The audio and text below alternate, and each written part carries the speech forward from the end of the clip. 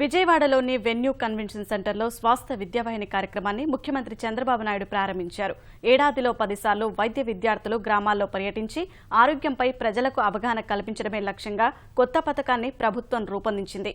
వైద్య విద్యార్థుల్లో సామాజిక స్పృహ పెంపొందించడమే లక్ష్యంగా పథకానికి రూపకల్పన చేశారు.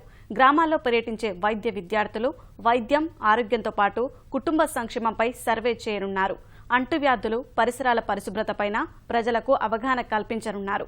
రాష్ట్ర అభివృద్ధి అంటే కేవలం పరిశ్రమలు రావడమే కాదని ప్రజలందరూ ఆరోగ్యంగా ఉండటమేనన్నారు.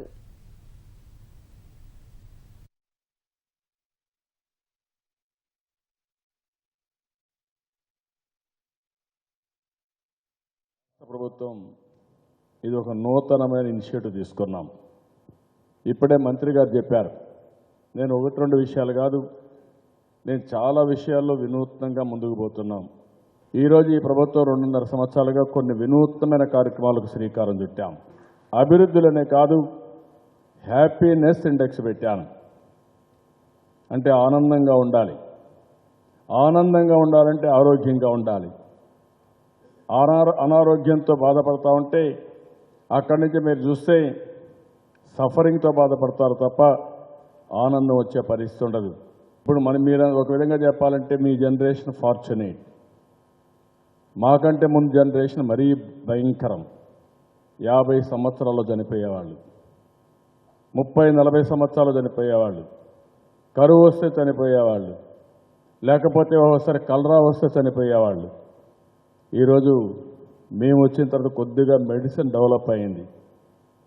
కానీ ఆ రోజు కూడా మేము చూసేవాళ్ళం, కొంతమంది పేదవాళ్ళు హాస్పిటల్కి రాలేకుండా మూఢనమ్మకాలతో దెయ్యం దొక్కిందనో, దెయ్యం పట్టిందనో, లేకుంటే అనేక విధాలుగా మూఢనమ్మకాలతో ముందుకు పోయేవాళ్ళు. కానీ ఈరోజు మీరు చూస్తే ఆ రోజు మెడిసిన్స్ కూడా లేవు. ఎక్కడికో మీరు ఆలోచిస్తే మా మదర్-ఇన్-లాకి క్యాన్సర్ వస్తే, ఎన్టీ రామారావు గారు సత్యమణి మా మదర్-ఇన్-లా క్యాన్సర్ వస్తే ఆవిడ ట్రీట్మెంట్ కూడా సరిగా లేని రోజులు అవి. అమెరికాకి వెళ్ళి హాస్పిటల్కి వెళ్ళి అమెరికాలో ట్రీట్మెంట్ తీసుకున్నారు.